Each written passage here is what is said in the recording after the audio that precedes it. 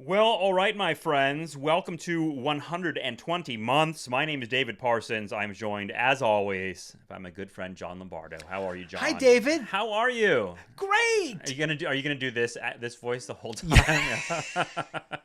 I'm trying to bring Might be some fun. new spice Yeah. to We are what are we doing here? We are listening to the music of the 90s month by month. We are in a really crazy time right now. Not just right now in the world, but I mean what we're talking about on the show. It's October 1991. We just finished with this 3-part series about September. I didn't realize how much crazy music was happening in the fall, but looking at it now and researching it a little bit, a lot of people knew. A lot of people knew this was a special time. Yep. Because But this next couple of months, like Yeah. between now and the end of 91, is when it starts to like coalesce into this explosion that happens in early 92 is when you really knew, oh, things have changed. yeah, I But feel this like is the ground, laying the groundwork. right. By the time you get to early '92, like the cover of Time magazine is doing like Seattle Right. stories, Right. You know, like And what's it's happening. mostly Nirvana. Yeah, I saw. There's a lot of '90s nostalgia online right now. Obviously, we're part of it as we make these podcasts and videos, etc. But I saw a Jewel today, like doing reminiscing about her career in the '90s, and she showed. I think it was from '96 or '97. She was on the cover of Time magazine. Let me see if I can find it. And the way it put like what was going on. Yeah, it says. The cover of the magazine says is it Jewel and the Gang, which I love. Macho music is out, empathy is in, and the all-female Lilith Fair Festival is taking rock's hot new sound on the road. What year is that? So is That's got to be later on in yeah, the 90s. that's July '97. Okay, yeah. So yeah, and I just thought of that Time magazine as the sort of like by the time it gets to Time magazine, it's already over, you know. Yeah. Like and I feel like that's what we're tracking here a little bit with the early '90s and the grunge sound. Yeah. Is that by the time you get to '92, it's going to be like, oh, everyone's wearing flannel shirts. What's going on? Coming out, new sounds coming out of Seattle. And as we've already talked about in terms of like the first band we're talking about today, Soundgarden. They've been around since the mid '80s. They have. Doing their thing, although their sound has changed. This is the album, though, where they really coalesce. This is where they found, like even Cornell said, where they, quote, found their voice. That's a cliche, but it's a cliche for a reason. Great bands will, maybe they take a record or two to do it, but they'll find this undeniable, distinctive sound that is them. Yeah. And I feel like this is the record where Soundgarden found that thing. You can hear hints of it in their earlier records, and then this is the record that really introduces them to the world too. They've been around for a long time, but they made a record on SST in the 80s, and I was a Southern California punk rock kid. Most of the bands I listened to are on SST. I never heard of them, really. I was maybe vaguely aware of them when Louder Than Love came out, like you'd seen them in magazines and stuff, but Badmotorfinger is the record that introduced them to the world. That were like, they came out of, and probably it was because of the Seattle sound. Yeah. And people were really like paying attention. I also think Cornell was born to be a rock star, So, Totally. So it was going to happen to that guy inevitably. Yeah. Right. So Took a few albums though. I just want to introduce this one before we get into it. It's called Badmotorfinger. Came out October 8th, 1991. A&M Records. Third studio album by Soundgarden. I think you were tripping out that I had never listened to this album before. Yeah. I mean, I've heard songs from it. The Jesus Christ Pose, that one, I was like, oh, and their sound is recognizable. I was like, sort of knew what Soundgarden sounded like, but I really dug this album. It's a great super fucking fun. album, dude. Yeah. And I think if you go listen to Louder Than Love, I don't think you'd have the same experience of like, oh yeah, that's definitely Soundgarden. Well, we listened to the EP, right? Screaming Life. and that was just all over the place. It's all kinds of stuff, which is cool. They were young guys and they were experimenting with music and they were getting good as a group. This record, though, it went double platinum. It was super successful. And a couple of pretty well-known singles, some controversy around it. But this was the thing. And also, like, we'll probably talk about this, so I don't want to get into it too much. But it can't be stated that not to, like, this sounds really fucking goofy, arrogant, but I was kind of tapped into music because I was a musician. So Right. I'm not talking about people like me, but to the average listener out there, it cannot be understated how much the singles soundtrack brought a lot of these bands to the awareness of people, and Soundgarden was part of that, right? But this is the record where you knew, oh, they're that band that kind of sounds like punk rock and Led Zeppelin mashed. To me, you know what this album sounds like? This album sounds like, you should take the first few Black Sabbath records. Black Sabbath. Yep. That's Paranoid. That's what was coming out to me the most. Masters of Reality. Yep. And then that album fucks Back in Black by AC/DC. Right. And they have this beautiful child called Badmotorfinger, because there's this the Soundgarden groove. There is a punk rock mentality to it. And we've talked about how Cornell's one of those guys who he writes very he's not singing really two-dimensional, obvious lyrics. He uses metaphor. He's vague, yet he's also singing about things that are personal and vulnerable. And then there's this classic rock thing about that. Yeah. And his voice is so perfectly suited to that. And, you know, so this is when I think they really... I think anybody listening to this record would go, these guys are going to be fucking huge, you know? Yeah, yeah. There's a psychedelic edge to his lyrics. There is. That's You right. know, I mean, it's funny because their biggest song is Black Hole Sun, which is a couple years down the road in 94 with Super Unknown. But that song is sort of emblematic of a lot of, I feel like, Chris Cornell's lyrics, which are kind of like, he's talking about... It's a metaphor lots for something. of nature, Yeah. lots of just sort of like trippy ideas. I made a ladder out of bones, you know. And it's like fatalistic and it's a little dark. The imagery it's is a really little dark. fucking cool though. Like I didn't feel like any of this was corny material. There's something about not only his voice, but the band itself elevates the material into something that just there's such an energy to this album. It just rocks. So there's a couple of things. This is the first album that Ben Shepherd's playing bass on, and I think it's a big difference. No disrespect, I think he was their first bass player. That he left before this one. Interesting story about this. They were auditioning bass players, and they auditioned Ben Shepherd and didn't use him. And he's a weird dude. I don't know if you've ever seen him on stage. He's really tall. He plays his bass really low, and he's got a scary vibe about him. I would be afraid Ben Shepherd would beat the shit out of me if you know. So now I want to look him up. He auditioned for the tour and for Louder Than Love and a European tour. It wasn't the tour for Louder Than Love. And they didn't give him the job. They hired Jason Everman, who had been in Nirvana, because he knew all their material.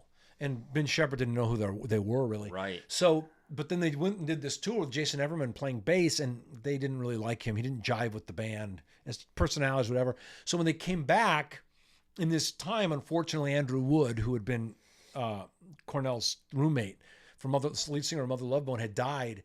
And Chris Cornell said that he thought of Ben Shepherd again because Ben Shepherd kind of reminded him of Andrew Wood, which is super interesting. That is interesting. Because in my mind, they would be nothing alike. I think of Andrew Wood, what little I know about him. He seems like a charismatic, outgoing front man. And Ben Shepherd is the opposite of that. This like big brooding guy. But Cornell knew them both intimately. And Right. and this is, this is not from the horse's mouth, and it's folklore. So I don't know for sure exactly what Cornell said. But the story was that he thought that Ben Shepherd had a similar vibe, and they liked him and they brought him in, and he's a real presence in the band. His bass playing is very distinctive. He's great. Yeah. And he co-writes a lot of the material on this record. So he changed their sound. They say that too. He changed their sound a little bit as a bass player will. And this is the first album with the personnel that we all know as Soundgarden on it. Yeah.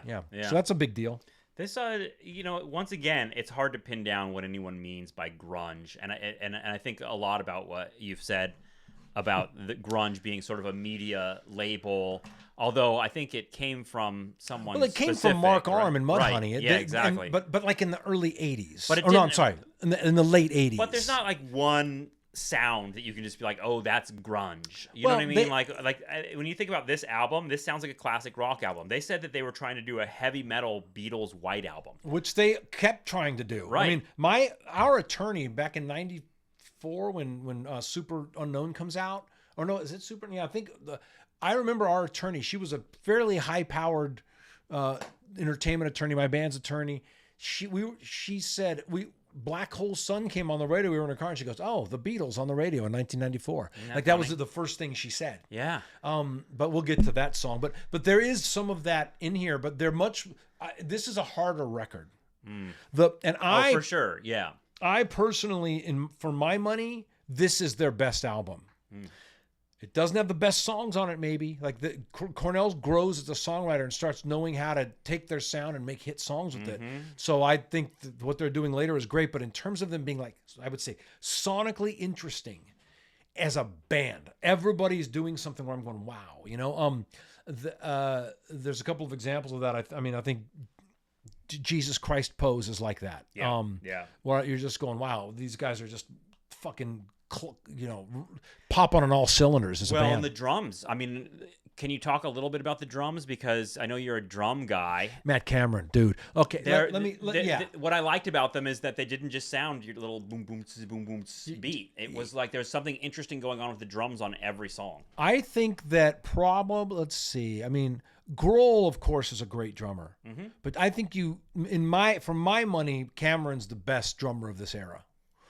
In terms of being able to do it all. I mean, first of all, Soundgarden is structurally very odd. There's a lot of their big hit off this record, which we'll talk about in a minute. It's called Outshine. That's in 7/4 time, most of the song. He can just play this. He can play great rock that's super straight. He can play prog rock. He's a monster. A guy named so this album was produced by a guy named Terry Date. And he's quite legendary. And he at this time he produced Louder Than Love. He produced Prong. Remember we talked about Prong? Yeah, Prong. He produced a Pantera record, a Fishbone record, and then later he produced White Zombie and Slipknot. So he's kind of a legendary producer. He produced this record, but it was mixed by Matt St. Germain, who had mixed Eye Against Eye, which is a super famous album by a band called Bad Brains. And Matt Cameron talked about how excited he was for the drum sounds this guy got. So the drums sound amazing. You know, we made that one video where I was asking you to choose between different punk bands, and one of the number one comments we got was people were like, "You left out Bad Brains." Yeah. Okay. Fair enough. Of all the bands we listed. Fair enough. And talking about people commenting on our stuff, I want to go back to the term grunge, because a lot of people said, you know, I said something about grunge. I said something derogatory about the term, that it was a media term. Right. And these guys, you know, a few people jumped on me. No, it wasn't Mark Arm. But yes, it was. Yes, Mark Arm coined the term in like 1986 or 87, joking about his then band before Mudhoney. But by the time it was picked up and utilized in the 90s, none of those bands were saying, we're a grunge band. You know, right. It was something. It had become a label. It was something that the media picked up and ran with. In the same way that not a lot of people in the late 60s were self-identifying as hippies. Exactly. It had become like, are you a hippie? Yeah. I'm a hippie. Like it had become something of a joke. Right. Right. But okay, I want to say something more. We cleared that up. One more thing. Yep. You talked about drums. So there's a song on this album called "Searching with My Good Eye." Yes. I've talked a lot of shit in the last couple of weeks about these jam bands and how lame the drumming is, and it's just this Caucasian turkey neck beat. Yes. This song, "Searching with My Good Eye," kids, that's what you fucking call a groove. The pocket and the groove that Matt Cameron lays down on this, that song is it just shows what a great player he is, how he can play complex things and very simple things. He's got it all. He's a very complete player. You know, I will tell you this. Neil Peart of Rush said in the 90s that Matt Cameron was his favorite new drummer. Yeah, that's as high a compliment as you can get. As high as you can get, man. Yeah. I love this album. This was super fun. I love it too. It felt, you know, the Sabbath part of it. You talked about Ozzy's singing. I think a few episodes back when we did his album No More Tears, which also came out in September 91, as Ozzy has this kind of thing that makes his voice and presentation come off a certain way. I feel like Cornell oddly fits into a little bit of that. Not the same techniques.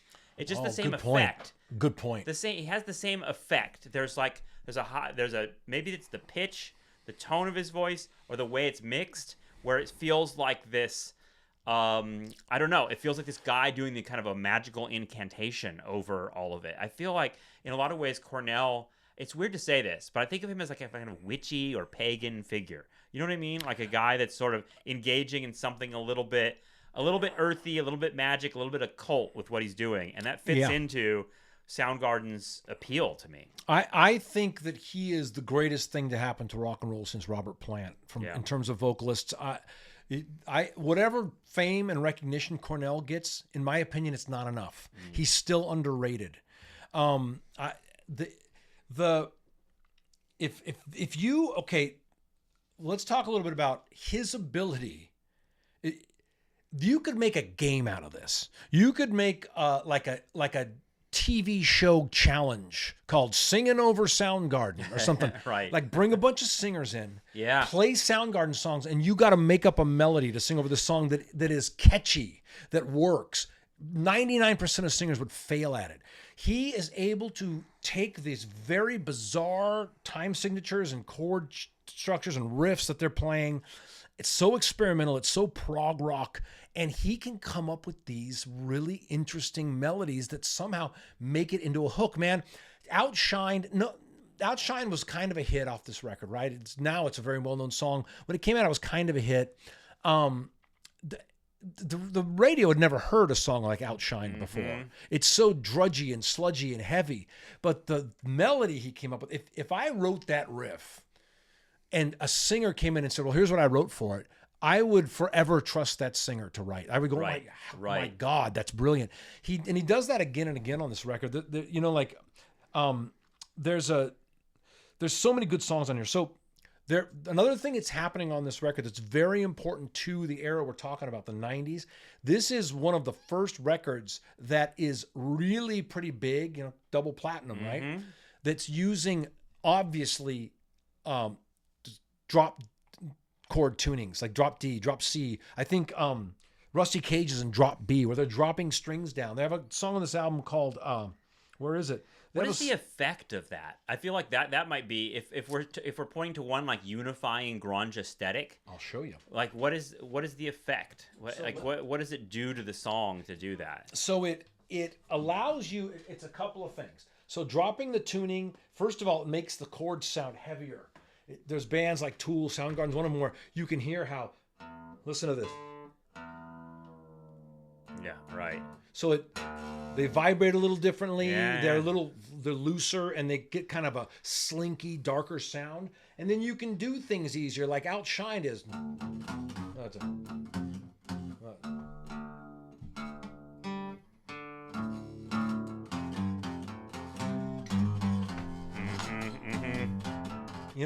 It just got this growly thing. It almost has a somewhat like scarier feel. It does. Yeah. And to sing, I got a feeling so down. Oh, that was just so genius. But that's what it does. It gives it a darker, growlier sound. And they're really messing around with that. They have a song on this record, I have it in my notes, where they're tuned to, every song is tuned to open E. Okay? An open E string. It's, which one is it? I've got it right. So they're fucking around with tuning on their guitars. They're not using standard tuning on a lot of these songs. Does the bass player have to detune his guitar too when they do that? They don't have to. I mean, there's all kinds of things that some basses, there's 5-string basses that have a low B, but a lot of times they do to tune the bass strings down because it has that same, rattly sound. But that song, by the way, Gus Van Sant took the name of a movie called, the movie Feelin' Minnesota? Yeah. He took it from the lyrics of that song. I'm looking California. I heard feeling that. Minnesota. Yeah. Looking California, feeling Minnesota. That's what that's from. Have you sang Chris Cornell songs? Many times. Which ones? Well, are they hard to sing? Yes. They're yes. The hardest Chris Cornell song that I ever sang was is an Audio Slave tune. The Like a Stone? No. That one? No, it's called Show Me How to Live. I fucking love Audio Slave. Do you see this tooth right here? Yeah. That's a fake tooth. We were doing a big outdoor party at the Mandalay Bay, and that band was all request rock band. You could request anything, and we would try to play it. Yeah. And we did "Show Me How to Live," and we'd had some shots of tequila, and the crowd was going crazy. And there's this slow thing where it builds down, and and then it comes back in. Nail in my head, you know. And I jumped up to sing that part, and I slammed the mic into my mouth and cracked my tooth off. And I was like, had a chunk of my tooth in my mouth trying to sing the rest of the song. Did you know that you had done that? Immediately I knew. And I was so into singing that song, and I wanted to do it well, and I was getting my body in it, because when you're really singing that kind of stuff, I mean, unless you're Chris Cornell, I have to get my body involved. It's a very physical act. But yeah, he's look, Chris Cornell is a better singer than me. You'll be shocked to hear that. So there's stuff that he does that I can't I wonder like how many people attempt Soundgarden songs at like karaoke, you know what I mean? Because they know what they're getting into. Oh, you'd be surprised, my friend. What about like, so what about the song, some of these songs, like, so Jesus Christ Pose, which was very controversial. They couldn't show the video on MTV because it had Christian imagery. What did you think about? Did you dial into what the rhythm section is doing on that song? I would have to listen to the it bass again and drums. to, oh my to god! remind myself. They're yeah, so fucking good. There's and then, such energy to the whole album, and that's the number one thing I was noticing listening to it, is just like how much this moves. Yeah. Oh yeah. You know. Yes. And it's not speed metal, but it has.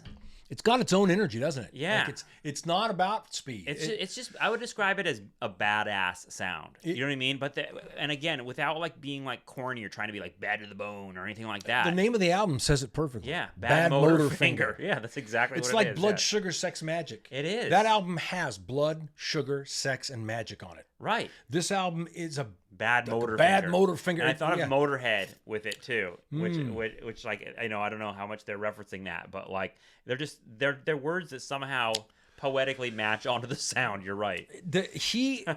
Cornell really, like, I do not think, we talk about this a lot. I think there are some of their parts Cornell's done a lot of things without the other members of Soundgarden, and they're really cool. Right. But it's not Soundgarden. Audioslave was basically like a reconstituted Rage Against the Machine. It's the other three guys in Rage Against the Machine and Cornell. And then he did a couple solo records, which there have some great songs on them. I think his stuff will continue to grow. I think so too. He has a legacy. But I don't know if Soundgarden will. Right. Like this music is not. It's very much of its time, and it's not that accessible in terms of like. I don't know if Soundgarden has a place in where music is going, because music has become so slick and digitized and generic. And Soundgarden, like I think you need a sophisticated ear to really appreciate what these guys are doing. They're sort of a really pristine example of that impulse that, again, might be part of the grunge aesthetic, is just a bunch of dudes in a room playing music together. You know what I mean? Yeah. Like that kind of thing. Yeah. I mean, it's weird to say DIY about a band that's at this level, because they are produced by this big corporation and stuff like that. But they're like really playing these instruments. They're just like really good at it. Yeah. There's a song in there called Somewhere, which, by the way, Ben Shepherd wrote the music, and it's so I can't believe they made that song work. I grew up for a time. Like a lot of people my age, like I was really just super narrow-minded punk rock, okay? Right. And then indie rock, maybe I let some of that in. And then because I was playing music, I got interested in being a good player. And when you did that in the 80s, you inevitably got interested in prog rock. Like Yes, and Rush, weird time signatures, just things that were taking these strange time signatures, strange chord progressions, like concept albums, Lord of the Rings type albums, right. And this, I mean, even Zeppelin got into that a little bit, right? Oh, well, Plant was a Tolkien fan, It's Gollum, the evil one. I think of like nerds playing Dungeons and Dragons in the 70s and 80s, sort of connected to the metal scene, the prog rock scene.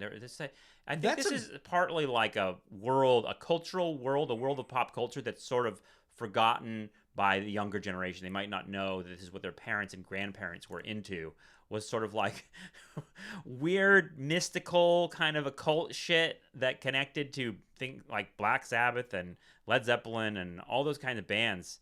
There was something weird going on. Did you? I mean, I guess the Satanic Panic of the 80s like almost broke that. You know what I mean? Because you know that there was a hysteria. There was a. Dude, I know, dude. I was getting dragged into video, like to watch movies in class. Yeah. And when I was like a freshman in high school, that history got sort of expunged. It was hilarious. I mean, I grew up in the 90s, came of age in the 90s at least, but I was a kid in the 80s, and I remember being terrified of heavy metal, and I feel like that was in part because there was a cultural movement against it. That was like basically saying like, this stuff will make you kill yourself. Parents were terrified.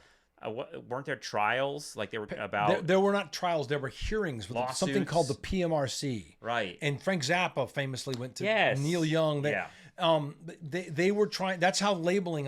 that's to this day, if music has... explicit lyrics, it has to be labeled. Well, you just said that like Soundgarden couldn't put this like Christian imagery on MTV, and you're like kind of like what? And like, well, it's part of that legacy. They thought it was, you can be the dude in Creed pretending you're an angel flying over, but you can't with arms wide open.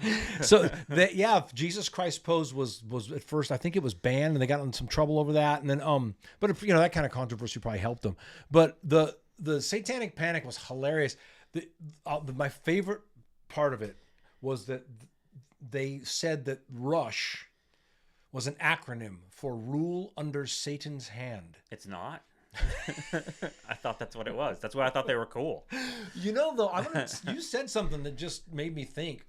We've talked about this and tried to sort of put a finer point on it, but rock and roll in the 70s was sort of this...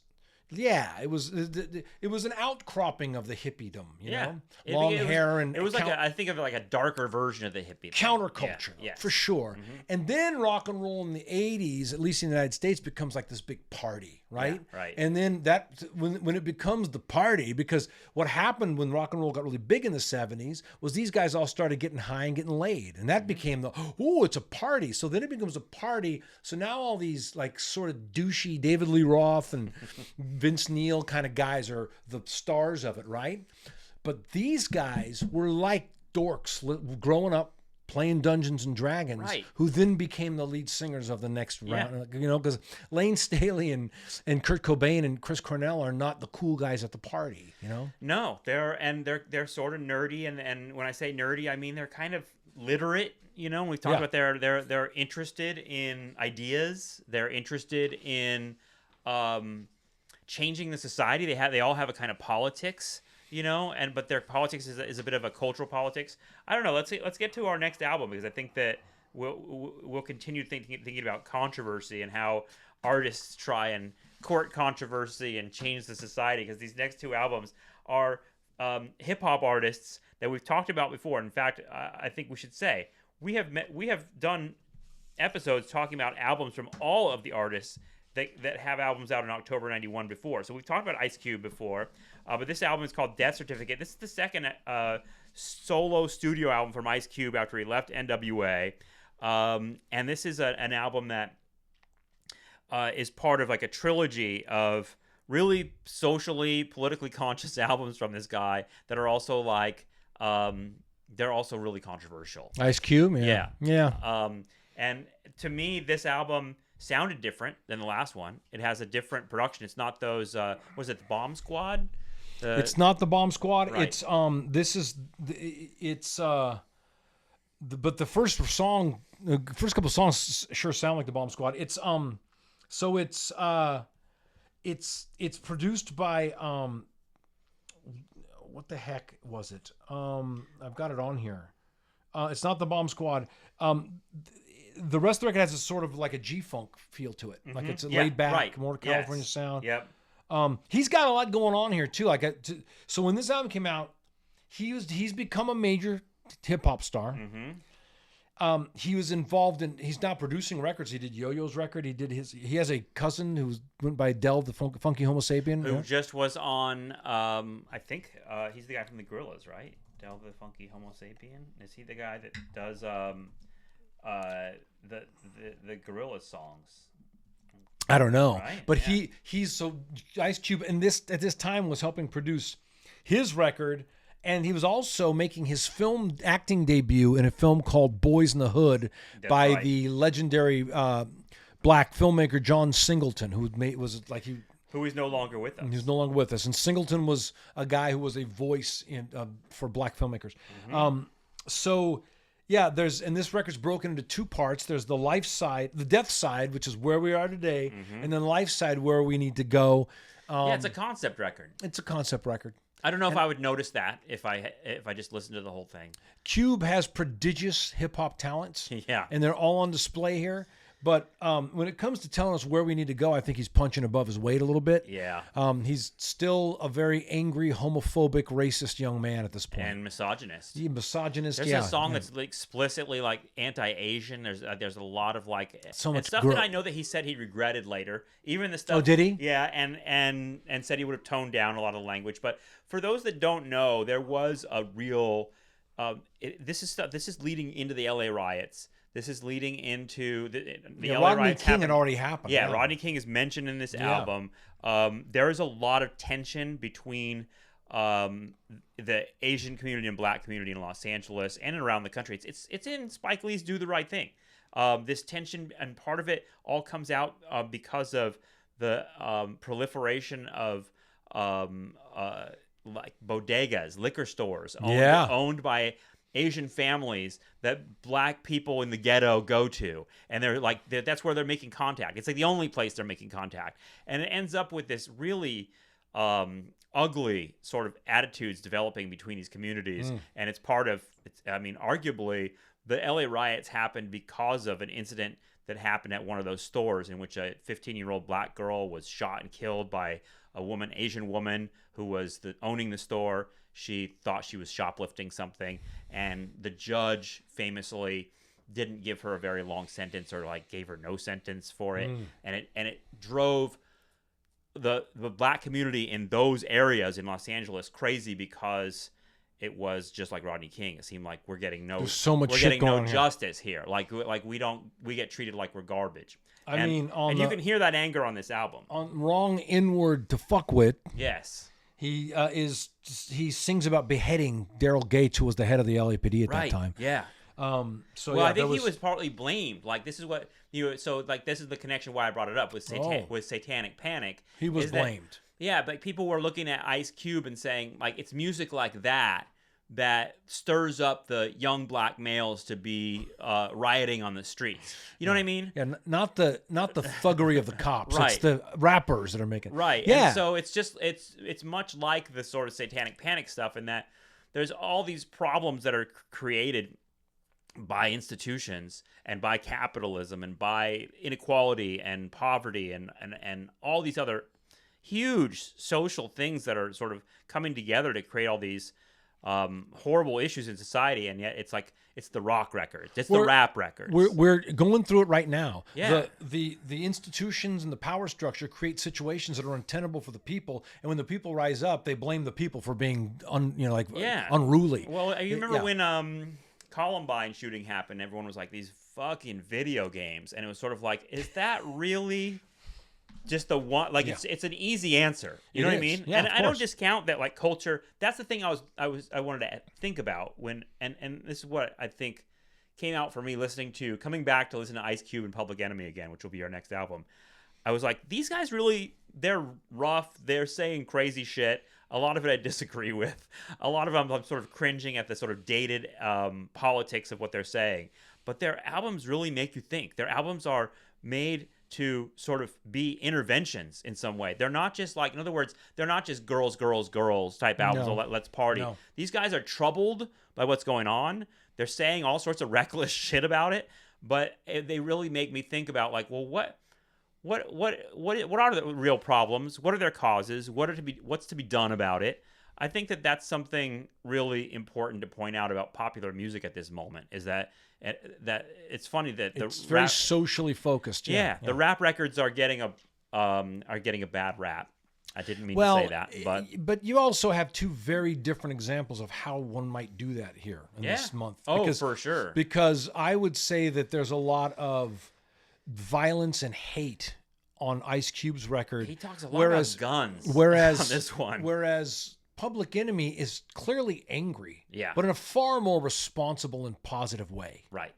And you can do it. I want to talk about that when we get to the Public Enemy record. This one, like I said, so the production's really cool. Ice Cube's a great rapper. I love listening to his raps. The whole album is super entertaining. It's super entertaining, but I got to tell you, I'll never listen to this record again. It's kind of skeeved me out a little bit. Totally. There's a song on here where he's talking to a father and explaining in detail what a slut his daughter is. Oh, yeah. Because he went to pick her up. And you didn't like that one? I didn't care for it. The misogyny, look who's burning. And I think that's supposed to be funny. About venereal disease. But not about venereal disease. About how venereal disease is all the woman's fault. Right. It's because some hoe gave your dick venereal disease. Your dick is fine for jumping from hole to hole. That's not a problem. Right. It's those nappy hoes. It's those scumbag. It's just so misogynistic and gross. It's like, and he's a young man. I get it, but it's there's a kind of shock factor to it. You know what I mean? Like you're there, where you feel like they're trying too hard. Yeah, there's a dope factor to it for me. Like, shut up. Right. It's just so pathetically lame, one-dimensional male energy. I have no connection to it. So, there's a song in here called "The Birth." Now, that's the first part of the "Where We Should Go," and I found it refreshing. There's a really cool sample by called "Mystic Blues" by a group called the Marauders. I don't know who they are. It's really refreshing and really cool. And then it goes in "I Want to Kill Sam," and now you got me on board. He's talking about racial injustice, calling out the truth of history, military stuff. Yeah, yep. I like it.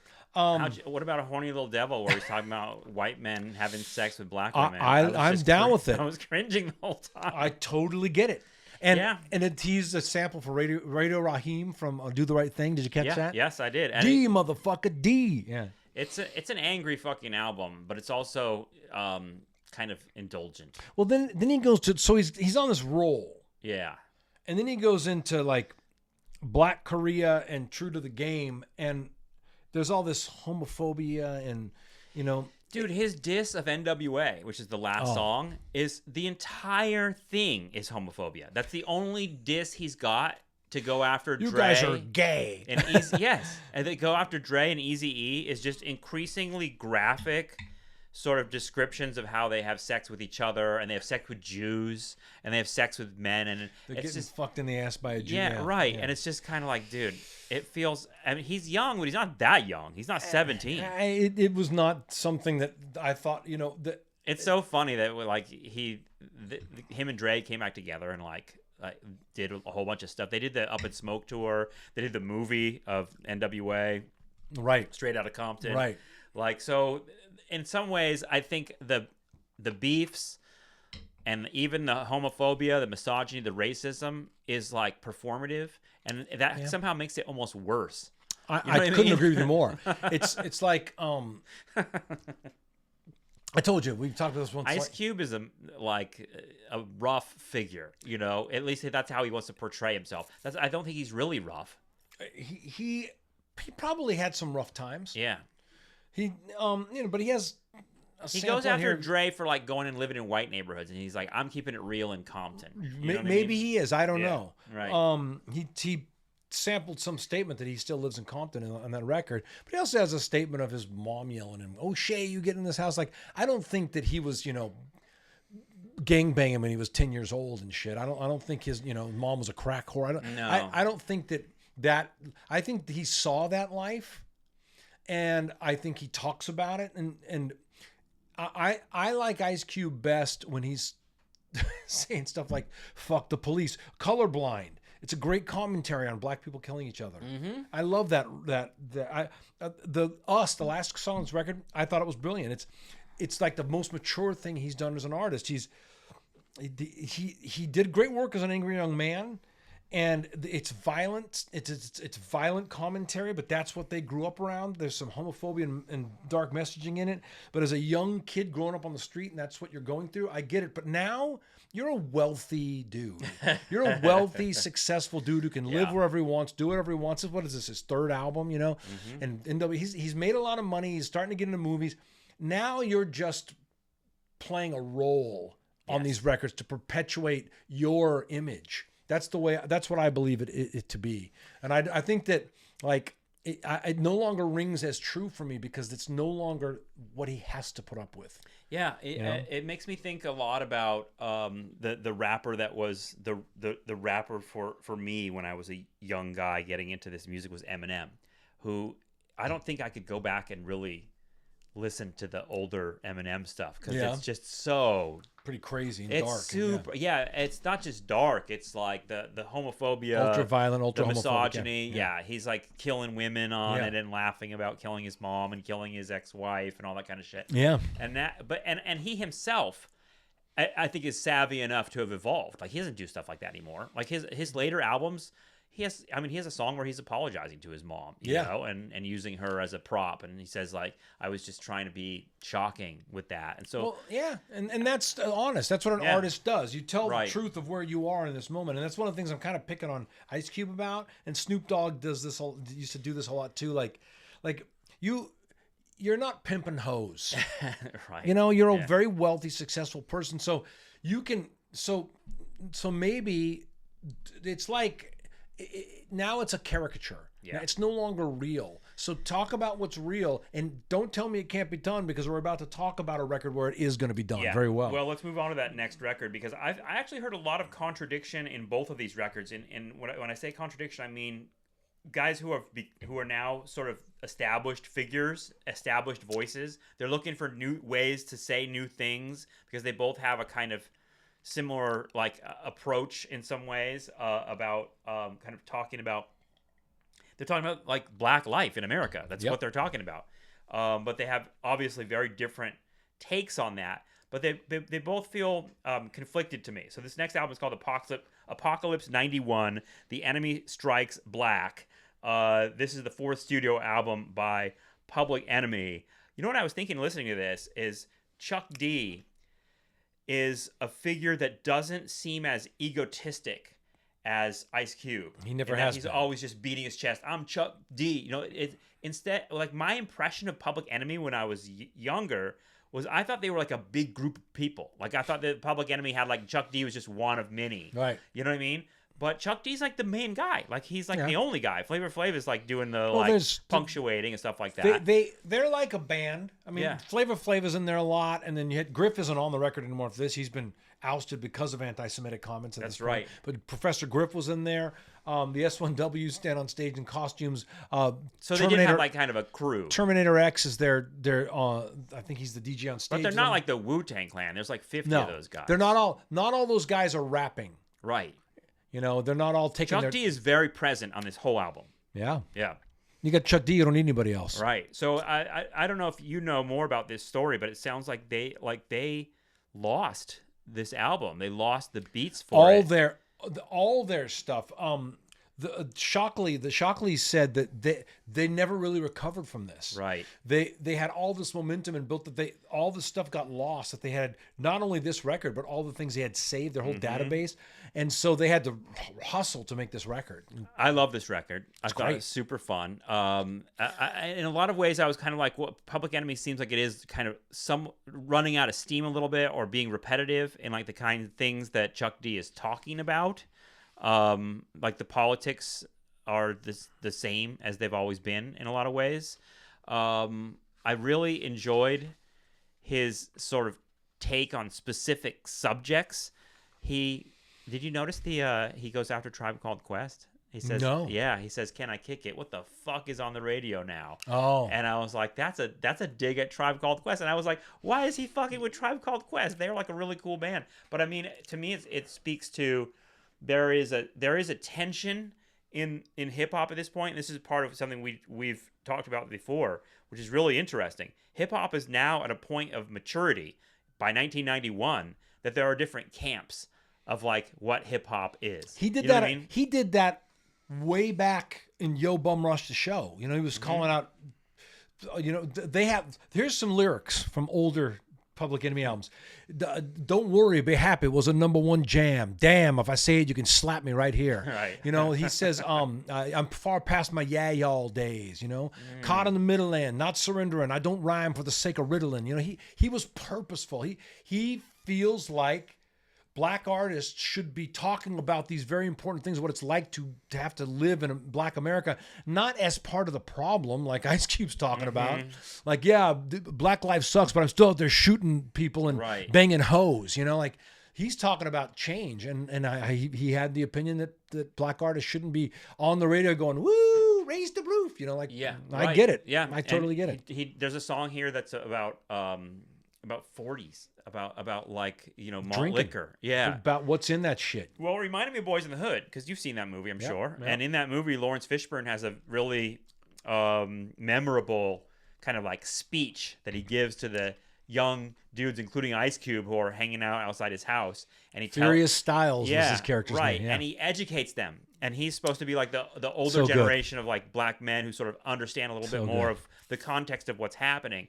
And he's saying, he talks about real estate companies. Yep. And he talks explicitly about liquor stores And gun shop. Yeah, There's a gun right. shop and a liquor store in every corner in black neighborhoods. Right. Yeah. And so, in other words, there was this thing happening in culture where there was a conversation being had about sort of like, I don't know, power structures like capitalism's role in shaping the ghetto and in making black men into these violent, you know, drug addicts. And so when you hear Ice Cube sort of like half indulging in it while also knowing about it, that's what I mean by conflict. Yeah, Where he's you sort can't of like, point at it and be it at the same time, right. dude. And I feel like Chuck D is a little more mature. A in little his more. attitude A about little all of it. more? Yeah. Chuck D never talks about gangbanging. No. He never talks about hoes. But you know, but if the medium is the message, and what I mean by that, like if you're thinking like, their delivery is very similar. You know what I mean? Yeah. There's like I do know what you mean. It's bombastic hip hop, and like both of these guys are strutting dudes. You know, they're charismatic dudes that have something to say, and they say it loud. I mean, Chuck D's delivery is like powerful. You know, So like is Ice Cube's, but look, they're charismatic dudes. That's where the similarities end in my mind. yeah. I mean, Chuck D is never glorifying gang violence. He's never doing that. No. Even if he does talk about women, it's like she watched Channel Zero. It's saying like, it's not dissing women. It's dissing like, why do you make these men into heroes in your life? Yeah. You know, he's always got a message. Public Enemy is so good. There's a lot of great hip hop artists around this time. We talk, you know, like Ice Gangstar, De La Soul, Tribe Called Quest. These are all super cool hip hop artists. But in terms of taking this black art form of street poetry set to beats and then lifting it up to a level of purposefulness and meaning, no one can come close to Public Enemy. No one comes close. They set the bar so high. It's the barometer of what the purest form of what hip hop is. It's this empowering message for young black people. This is our art form. Let's use it to empower us and educate ourselves. And I love Public Enemy. What do you think about the conflict between like the politics and the like in the one like Public Enemy? I think of as a political project, and then there's like this impulse to entertain. You know what I mean? Yeah. Like, and how those two go together is mysterious. Obviously, he's savvy. Chuck's Yeah. savvy enough to know. Look, I said this because before. you in order to move people's minds, you got to move their bodies. If that makes sense. I'm a young white kid, but I grew up listening to punk rock, and that was our angry street music. That's right. That's about alienation and anger, not having enough, and fuck you to the establishment and the system. Chuck D brought me in 100%. It didn't matter what color I was. I was in the crowd, you know, chanting along. He brought me in, and he's smart enough. He's savvy enough to know how to walk the line of saying enough to make it inflammatory and interesting and compelling, but he's never loses the message. But they don't do love songs or club dance songs or anything like that. Like, and that's what he's far past his y'all days. Yeah, yeah. Yeah. It's interesting to me because it makes me think about like we'll get to other political bands in the 90s, like Rage Against the Machine, right? Like Rage Against the Machine is famously a band that's very political. Can you hear, dude? I got it in my notes here. Rage Against the Machine is a rock band, Right. But they're most influenced by Public Enemy, man. Zach De La Rocha, and I've never heard Zach talking about it, but I guarantee he would say Chuck D is a huge influence on him. Right. There's a song on here called what's it called? It's called Move. Move.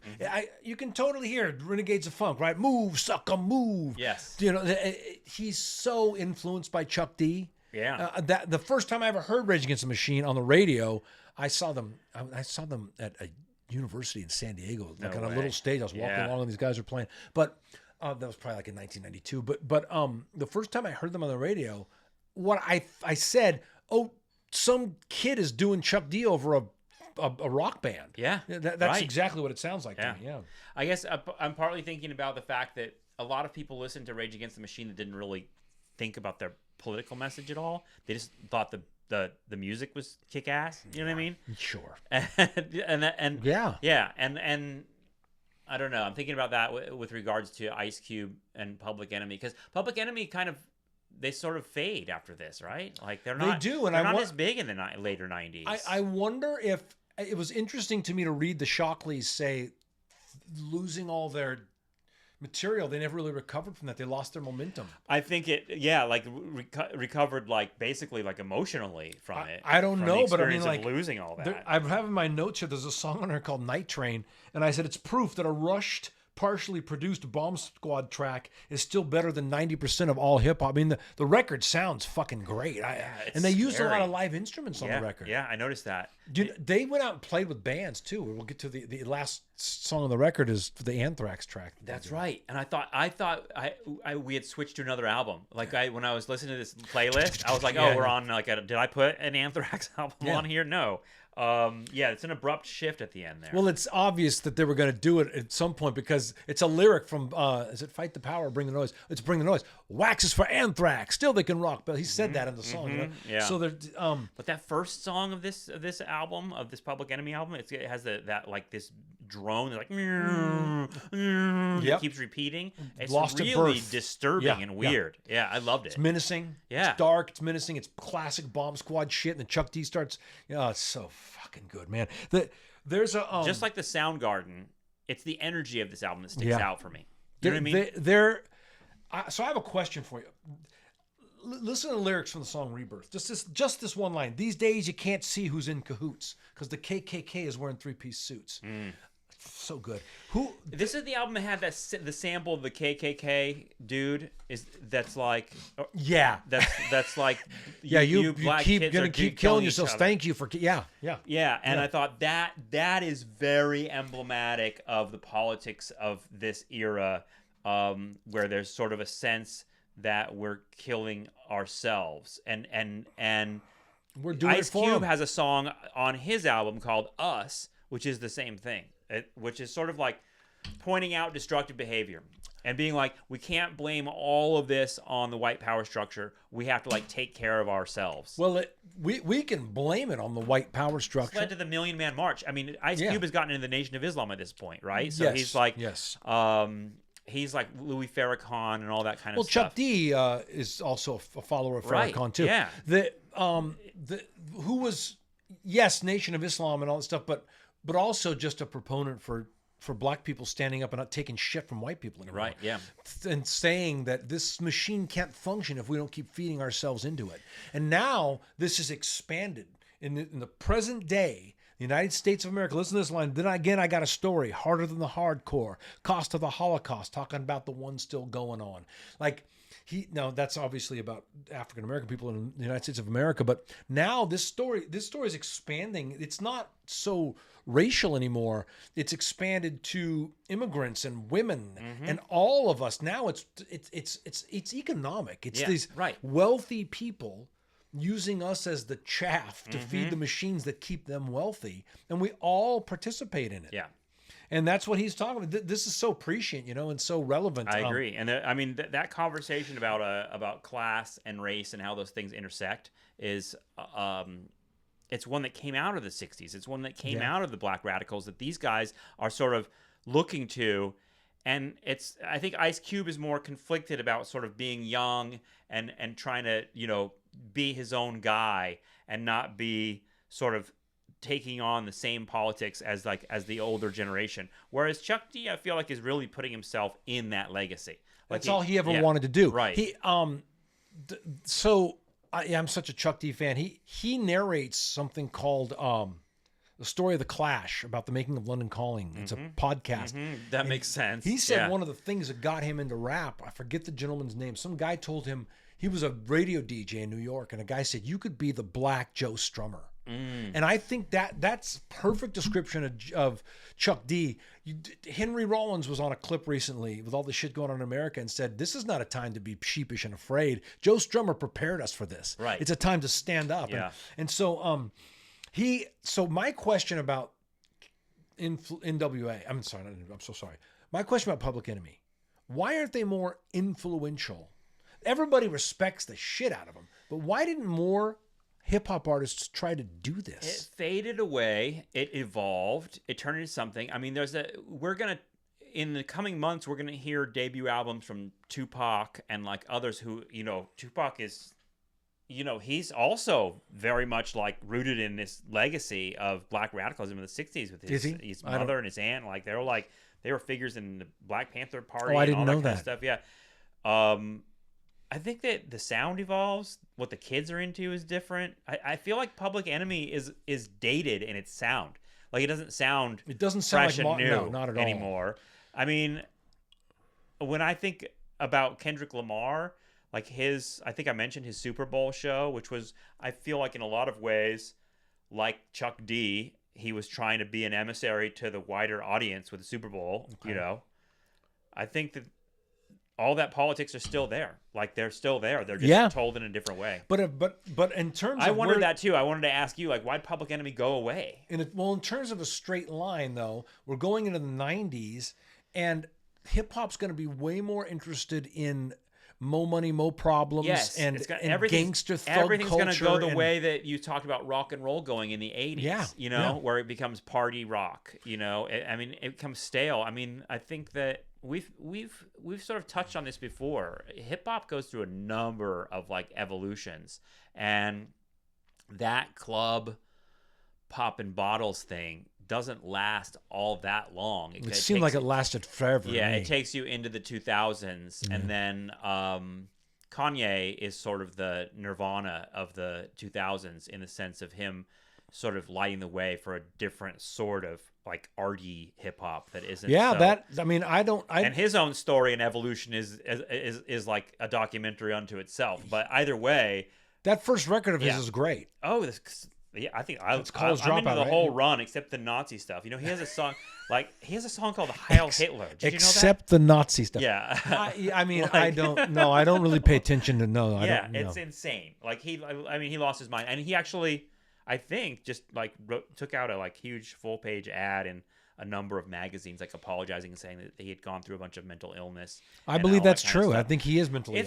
There's just a lot of drama. The story is kind of incredible, actually. It's a very American story. The hip hop there's a reason why there's books on it and documentaries about it, because it's not just one thing. You know what I mean? I just wish more people would have said, I want to do what that guy's doing. Yeah. Public Enemy's respected. But they already did it. Yeah, but that's never stopped. Nobody already did Mo Money, Mo Problems, popping in the club. Everybody did that. There's only one Bob Dylan, and like you think, right? I don't think I think Chuck's inimitable. I don't think he can. You can do. They're a unicorn. There's this mixture of talent and vision. Like Fight the Power is just an anthem, and one that can't be duplicated, and you wouldn't want to. I agree, but he's also. He was so purposeful and so on point. There's a song on here called By the Time I Get to Arizona. Yes. It starts with a rap by Sister Souljah, right? I remember that song, and I remember thinking, like, I got it. Like, I get that this is about the black struggle, but the way she was talking, it was sensationalized and entertainment oriented. Mm-hmm. Now it sounds like it could happen. Yeah. a white supremacist attack a Martin Luther King thing. Oh, And totally. today's America, it sounds like just like a headline. Yeah. All the sensationalism is gone. We've gotten that fucking crazy. Yeah, I know. You know? Yeah. Well, Chuck D lives nearby, so Let's go get him. Yeah. I love A Million Bottle Bags. What a great song. Yeah, that's the one about malt liquor. It's telling the people to stop swallowing the poison. And this is what, I wrote this down, like, this is what a true leader does. He holds his crew accountable. Mm-hmm. You know? Just like our president. Yeah. No, he holds him, it goes beyond race. He's stating the obvious. Yeah, look, they're poisoning us, but that's not on them. We're the ones going in the store and buying the shit. Yeah. And he does that about who controls the media. He talks about consumption of poison, black on black violence. He's such an important figure. Man, Chuck, we need you now. I love him. And then, hey, what about that though? Like this was a thing for a minute because they did this song with Anthrax. Mm-hmm. You know, Ice-T had a metal band called Body Count. I remember. So this, just for a minute, Cop Killer. rappers were singing with metal bands. That's right. Yeah. Yeah. That's well, I mean, that's Rage Against the Machine, right? Like rap rock is gonna become a thing. I mean, there's Exactly. Aerosmith with the With Run DMC. That was Walk back This in the Way, 80s. right? That was 6 years There was before this. always a thought that white rock and roll should get with rap because of the sounds that you could create if you put them together.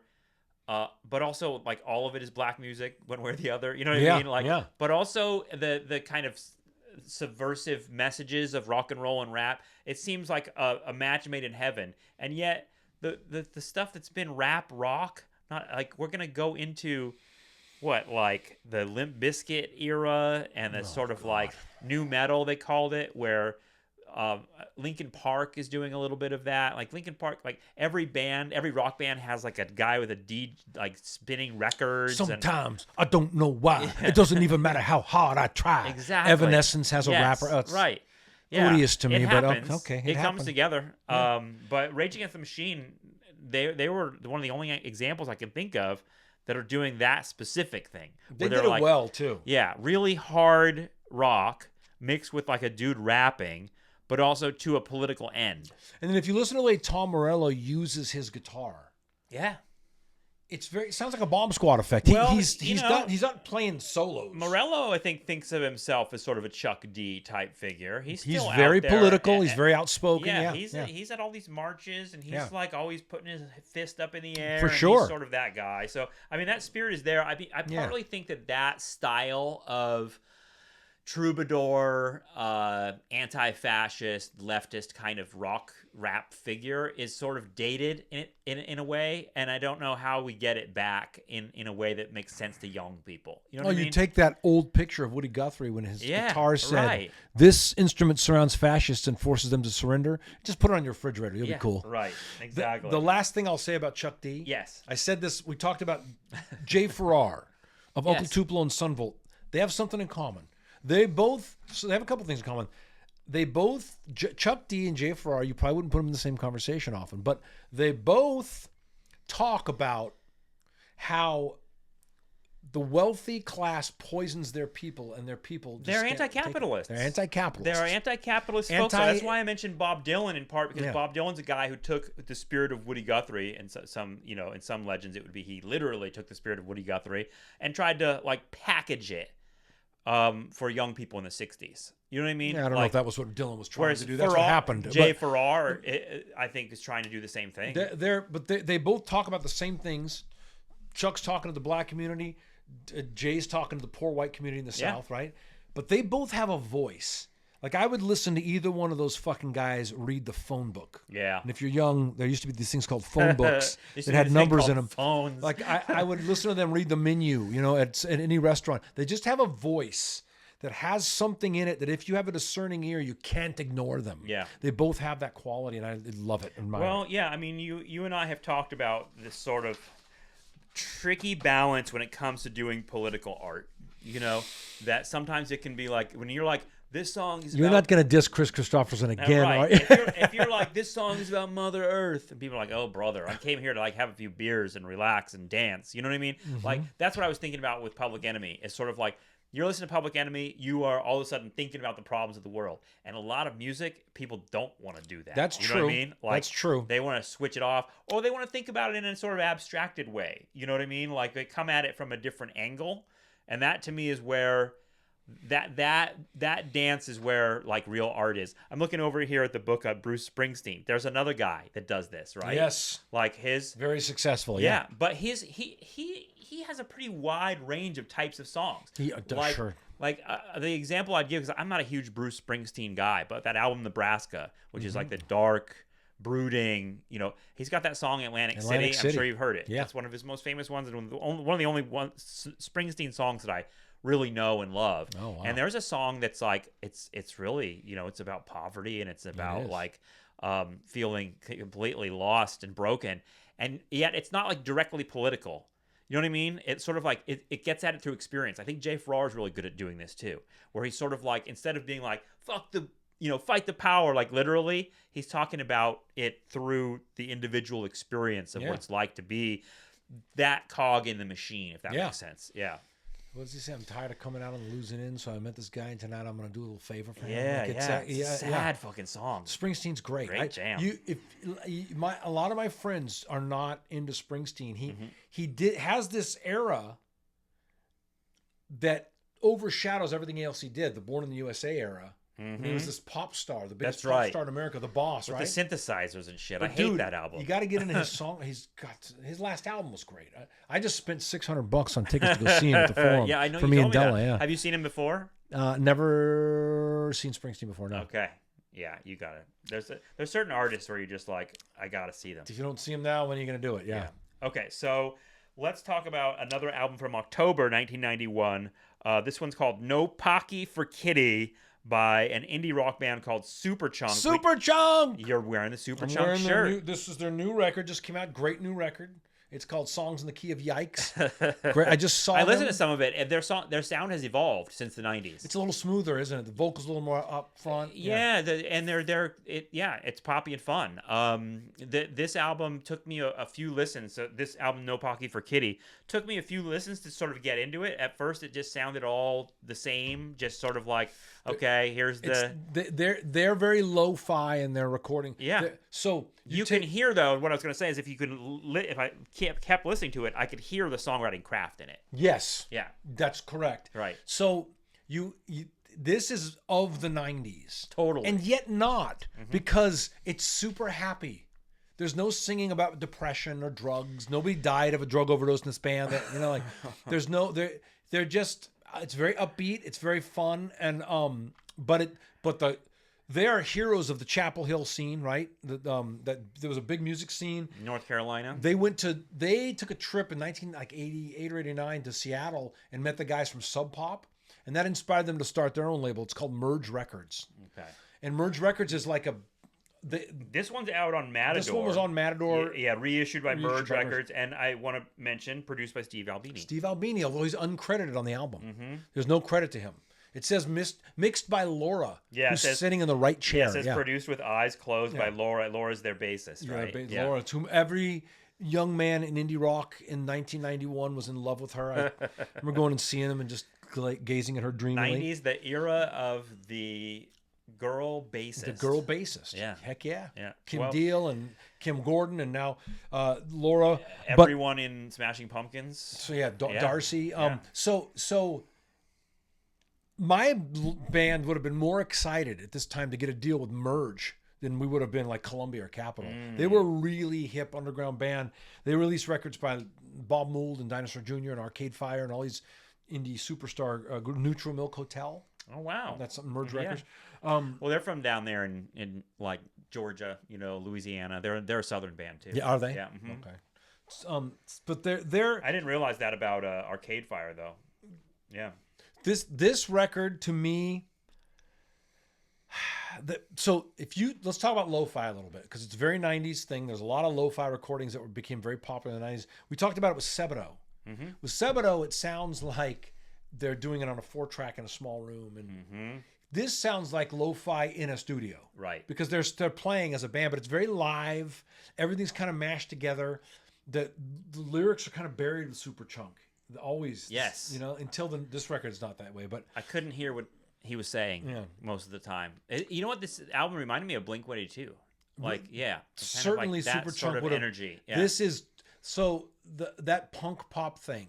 The Superchunk were and by heroes that, of that. that by that I mean they've it's just the whole sound is just like distorted electric guitars, and yet you're hearing melodies in there. You know what I mean? You're hearing like really well created melody. And when the pop punk thing with bands like Good Charlotte and Blink-182 and Sum 41, when that happened in the late 90s, early 2000s, my first thought was, oh, somebody in the music industry, some bigwig dude said, you know, if we took bands like Superchunk and polished them up, and we could probably have hit songs. I don't know if that's what happened, but that's what it sounded like. I think that genre is like a micro genre now. Like I don't think there are a lot of new bands that are like that sound like Blink-182. Are there any new bands?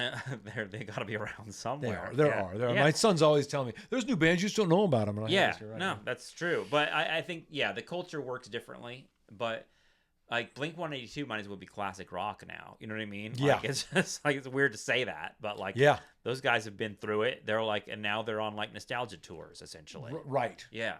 But there are hallmarks of 90s music on this record. You know, there's guitar solos. Yeah. But they're not good. They're like like they're fast runs, but they're not people who sat on the corner of the bed playing arpeggiated solos for 8 hours a day to become Steve Vai. They're kind of just like these crazy, and that was very 90s. Yeah. You know, I mean, I had friends that were those kind of guys. Like shredders. I spent 8 years of my life doing nothing. But when I was awake, I was on I was practicing Yngwie Malmsteen riffs. And this guy Kurt Cobain comes along, and he's the biggest rock star in the world. I mean, listen to the solo on like, not Drain You, Breed or something like that. You know, like it's just it's just very simple, and they were just livid, outraged that guy could be a professional guitar player. Well, we've said before, fast shredding and pristine technique doesn't necessarily make for compelling art. I guess it depends on your brain and your ears, because I'm not interested in any of that and never have been. Right. It just doesn't. So when you're saying the solos aren't good on No Pocky for Kitty, you're actually saying they're good. I love them. Right. They're not. I should have said they're not well played. Right. You know, they're not clean.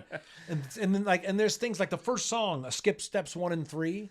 You know how do you remember it? And there's a break where right on the one, he's doing that solo note.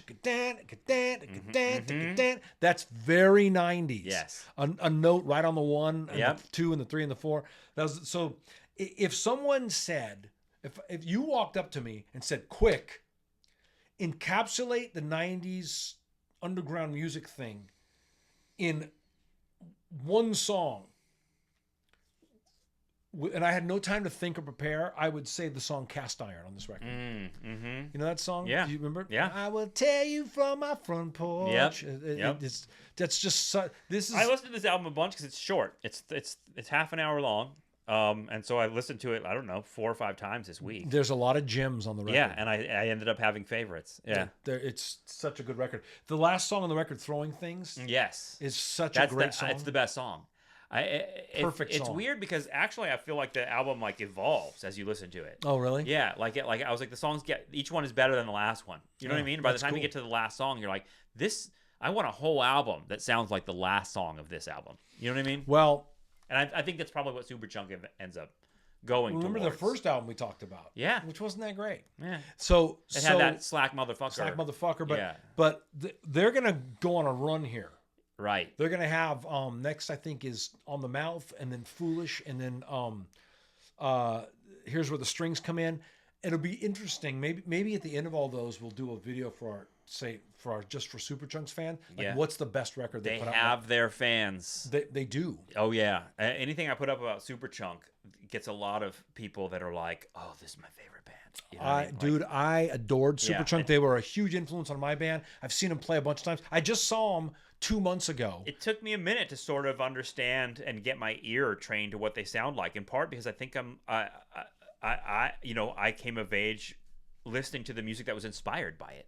You know what I mean? Yes, you That did. makes sense. Yes, you did. Yeah. But and they're one of those. I would definitely put them in the unsung heroes category, influencing a lot of artists who had a lot more success than they did. Although they're also, they're a DIY band, so they probably did great. Yeah. They sold a lot of records and sold out a ton of shows and got to keep most of the money. So just like Fugazi, Fugazi.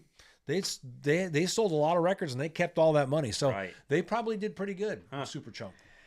Love them. Love them. Yeah, Superchunk. We will be back with Superchunk, I'm sure. Let's do one more album in October '91. Another follow up, and I thought it was important to listen to this one. I hesitated for a second putting it on the list, but because it's a live record. But it made sense because we listened to Ragged Glory, and we both really liked that album. I think it was on both of our top 10 lists for 1990. Yes, it was. And it's an important moment in the career of Neil Young. So this album is called Weld, Neil Young and Crazy Horse. After years of Neil sort of experimenting with all sorts of different sounds and not playing with Crazy Horse, he gets back with them, makes Ragged Glory, starts getting back. This is his Godfather of grunge era, where he starts getting really into just that classic guitar rock sound. And this album, reading about it, I understand now, again, politics. This was the Gulf War was happening in 91. This was war in the Middle East. Thank God that doesn't happen anymore. Yeah. We had this fucking idiot who had led us into war in the Middle East. Thank God that's not going on now. Right. In fact, Neil Young, so I follow his stuff on the Neil Young archives. I'm a member. I don't know if that makes you jealous, but I'm a member of the Neil Young archives, and he sends out little newsletters. And yeah. ASAP. Okay, sorry, go ahead. Stat. He sends out newsletters, and he sent out something recent about the war in Iran, just driving him completely insane. And it's been like that for a while. And I think that this album and this tour with Crazy Horse was in part sort of dipping into the water of doing something as a response to the Gulf War. And what do you think of this Blowing in the Wind? Blowing in the Wind. I mean, speaking of Dylan, right? I mean, here's another instance where the ghosts of the 60s are coming back into the 90s in really interesting ways. I thought that cover was an intense cover because it sounds like helicopters and war going on. It's a very different take on Blowing in the Wind. It is. When I saw it in the song list, I'm like, oh shit, is that the Dylan version? And yeah. And you might expect Neil to just sit down on a stool with an acoustic guitar and sing Blowing in the Wind. Instead, it's like a huge blown out electric guitar thing. Yeah, which this whole album is. Would have made Jimi Hendrix proud. Yeah, right. It didn't surprise me he did it. I think it's super cool and super effective. I mean, Dylan has several songs that are timeless anti-war songs. Right. Masters of War. War. Only Upon in Their Game. Well, that's more of a racist song, but so or a song about racism. Yes, It's like it's a racist song. Like Bob Dylan's famous racist songs. Well, it's like he went through his Christian phase. He went through his racist phase. Yeah. Hey, if Kanye can do it. Yeah, the 70s were weird. So part of being a genius is you got to go through your racist. Right. But it's a song about racism. But anyway, I thought it was really effective. Yeah. Yeah, the whole album was captivating to me. They're long jams. And Crazy Horse, when he gets with Crazy Horse, the albums, I've mentioned this before, the albums with Crazy Horse, they'll do 27-minute songs. I know. Where they play the same riff for 27 minutes. And he does that 14-minute version of Hurricane at the end of this. Yeah. I don't know, for whatever reason, I know this doesn't apply to everybody. I think a lot of people would be sort of exhausted by it, but I just dig it. I just like their sound. I don't know. Man, they're one of those things my brain cannot figure out why, but my heart knows it works. Yeah. And it's such a weird framework for Neil Young as an artist. This is a guy who was in Crosby, Stills, Nash and Young, and then does Harvest and writes these beautiful, gentle songs that are, he writes folk rock. He writes, he wrote, you're too young to remember this, but there was a big hit by a woman named Nicolette Larson. Yeah. Called Lot of Love. Yeah. Gonna take a lot of love. Yeah, that's he wrote that comes song. a time. Yeah. So just to intervene on that, because not only do I know that, I love that song, and I like Neil's version of it too. So he was kind of, I think, dating Nicolette Larson when that was happening. She has a really sad story because she ended up being like an alcoholic and dying young. Oh gosh. But that album comes a time I might say, if you pinned me down, that it's my favorite Neil Young album, and it's a perfect album, and it came out in October 1978, which is the month I was born. Oh, and wow. I just feel like that's it helps nail it down for me that is my Neil Young album. So that's very interesting. Yeah. Happy just birthday. A factoid. Yeah. So isn't it interesting though that guy says sometimes I want to live in this framework of Crazy Horse, this fucking dirty thrash band of just like they don't. I think they try to play things wrong. Yes. You know what I mean? Yes. Like they're like they're another like Shaggy Muppet band. You know what I mean? It feels like that these guys and they're so just yeah. banging it out. But the harmonies are beautiful. They're great. But the harmonies are beautiful, but they're just these long droning, and it's just an excuse for Neil to play 20-minute long guitar solos, but it all works somehow. And Neil Young is a guitar player. I mean, I wonder what you would say about that. He's one of my fucking favorite guitar players. And he doesn't shred arpeggiated chords. He's one of my favorite guitar players. He has a soul. He will sometimes riff on the same fucking note for like a minute, and it sounds great. You saw him play "Rockin' on the Freeway" with Pearl Jam on the yeah. We've mentioned it several times. It's probably one of the most legendary moments of the '90s. Honestly, so fucking powerful that solo. And it bridges those eras too. Yeah, yeah. But he's got a tone of his guitar that's just so good. He says he blew out his ears making this album. I'm sure he did. Yeah. Hey, my, like my, hey, there's a fuzz bass in there, and like the bass player, that in order for that riff to work musically, and they do the dun dun dun, the crunch on this one. But in order for that riff to work, the bass needs to move under it to those root notes that hold it. He plays the fucking riff with them the whole time. He plays boom, boom, boom, boom, boom, boom, boom, boom, boom. He ends on the A or wherever they're playing. Like he ends on the starting note. He doesn't go to the root note on it. Yeah. That should not work. Mm-hmm. And it's just good. It just does. It just does. Somehow. Yeah. I love this album. I thought it was super fun. I love that. He ends with "Rockin' in the Free World," which makes sense as a kind of concert ending song. Yeah. And then they come back for the encore, and their encore is a 14-minute version of "Like a Hurricane," in which they just jam for 15 fucking minutes. Yep. "Farmer John," which we've mentioned before, is at the end of "Ragged Glory." They do this really silly cover. Yeah. "Farmer John, I'm in Love with Your Daughter," which apparently these guys just love. It's perfectly Crazy Horse that these guys sing that song. They do "Tonight's the Night," which is I think one of his most brilliant albums. "Tonight's the Night," great album. Which is an album that they did. It's a Crazy Horse album. They were really drunk when they made it, and they were trying to exorcise the demons of this guy Bruce Berry that had died. That was a roadie. So it's in the song "Tonight's the Night." He says Bruce Berry was a working man. He used to load the Econoline van. And he says that late at night when the people were gone, he used to pick up my guitar, sing a song in a shaky voice that was as real as the day is long. And they're haunted by this guy because he overdosed and died. And "Tonight's the Night" and that whole album is them sort of like getting really wasted and playing songs that were like for Bruce Berry kind of thing. Oh, wow. And so it sticks out. And "Roll Another Number" is also on there, which is like the last song of this live album. And "Roll Another Number" is sort of it's from "Tonight's the Night," silly sort of song about rolling a joint, I guess. Yeah. But I love how real they are. That's what I love about Crazy Horse. This is almost true. What I'm going to say right now, it's not quite true, but Crazy Horse is almost my favorite iteration of Neil Young. Yeah, almost. Yeah. Well, I think that I used to.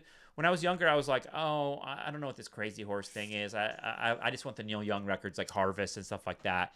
But as I got deeper into the Neil Young catalog, I began to realize I really dig the Crazy Horse albums because it brings out some freedom in them. And that's what I'm looking for when I listen to Neil Young music is like not the technical proficiency and shredding, but some heart and soul that he's got, and those guys have it. And I feel really bad that he doesn't play with them anymore. Me too. They're out of the game. I think we're past the Neil Young Crazy Horse era, and in fact, update from the Neil Young archives, he canceled his European tour this summer and said he said he has to listen to his body and he's just not up for it, and he's 80 years old, and that just makes me sad. But he says he's working on a new album. So Well, I'm so glad we went and saw him last September. Oh wait, that's right, we didn't go. Fuck. But you know what?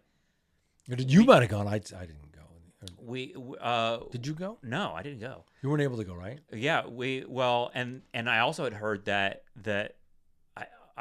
his that tour was a difficult one for him, and really? that people that were going to the shows were noticing that he seemed struggling. Yeah, to get he was, through. and I don't like seeing that. I don't want to see that either. Yeah, there are a lot of opportunities. Like you're seeing Bruce Springsteen, he's still up for it. He's in his 70s, right? No, Springsteen's almost 80. Are you fucking serious? I think he's 79. No way. Am I wrong? He's 76. Okay, 76. You're aging the guy. You're putting him in his grave already. He's 76, but he seems really... Springsteen takes great care of himself. He seems like he's got a lot of energy. He seems great, yeah. But we are in the sort of like, I don't know, the twilight of these iconic. Right. That's why, like this, I've seen Dylan in the last 2 years. I've still never seen Dylan. In the last 3 years, I'll say. In the last 3 years, I've seen Bob Dylan, the Stones, going to see Springsteen, saw the Pretenders. I want to see all these people while I still can. Yeah, me too, but I don't want to see them if they're like barely breathing up there. You know what I mean? So far, so good. Yeah. So I can tell you, Dylan is just Dylan. Like he's Mick looks like he could do it for another 10 years. Chrissy Hynde looks like she'd do it for another 20 years. Mick Jagger's wild. I'll let you know how Bruce is, but please report back to us Will on do. the geriatric tour. All right, John. That is October 1991. What a month. Yeah, we'll be back with November. Thanks, everyone. Cool.